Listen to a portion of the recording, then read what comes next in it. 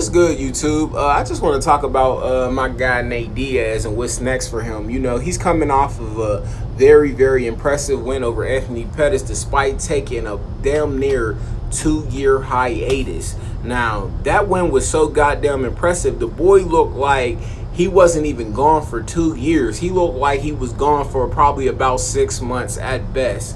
You know, I don't want to shit on my guy Pettis, but at the same time, I can't help but to wonder, like, what's next for him, you know? Because I feel like maybe he should find a new coach or a new team that might drive him to a point, because the fact that I just don't, like, when you compare the old Pettis, like WEC Pettis or UFC champion Pettis compared to this Pettis, it's not the same attitude, man. But it's not about Pettis. It's about Nate.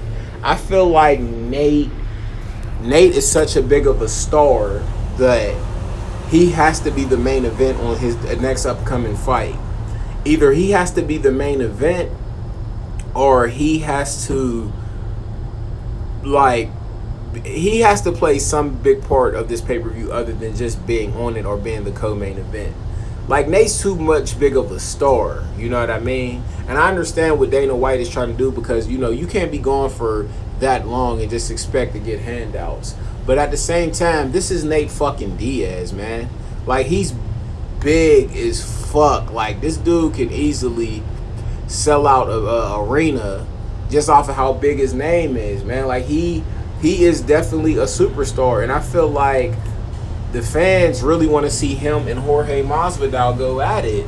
And what the fuck is the UFC waiting for? Because I want to see that fight too. So I feel like Dana needs to stop bullshitting and stop beating around the bush and set this goddamn fight up, because this is a must-see fight. And this is a fight that these two, they're going to try to beat the shit out of each other. They're going to try to knock each other's fucking head off. They're going to rock 'em, sock 'em robots in there, man. And these is two dudes who come from the streets, and they grimy, and they gutter. They just go at it, man, and they just slug, man.